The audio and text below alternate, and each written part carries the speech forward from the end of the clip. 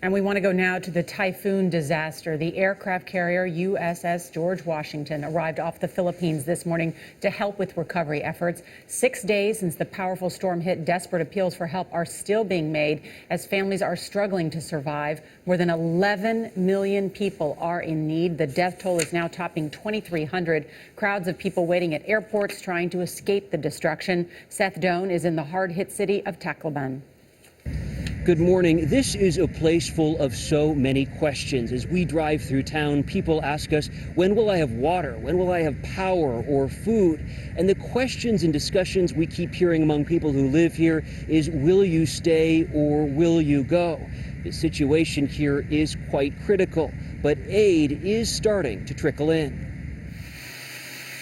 The relief effort in Tacloban is now a 24-hour operation, with the airport running at night for the first time since disaster struck. For days, panic and desperation have gripped the city.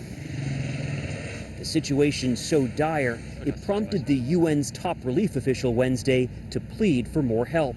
You can't have people who are here, who are desperate, who can't get anything to eat and don't have water. It's absolutely basic. Just outside the city, mobs stormed a rice warehouse, collapsing a wall. That crushed 8 people to death. Tacloban's government-run hospital is on life support.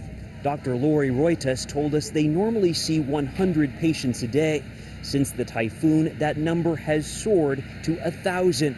Blood on the floor was hardly a concern. We don't have electricity, we don't have water, and of course food.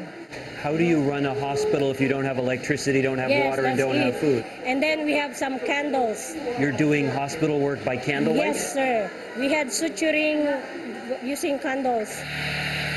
Now there's at least a generator, but it's not enough to power the lights on the little shrine outside this room, where a 4-year-old waited to be airlifted to a hospital that could perform surgery. Her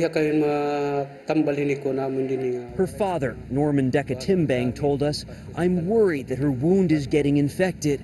If there were only equipment and no blackouts here, maybe I'd be more comfortable." But at least this hospital is functioning. This midwife from another remote clinic brought her 9-month pregnant patient here. We have to move on. We're trying to help people.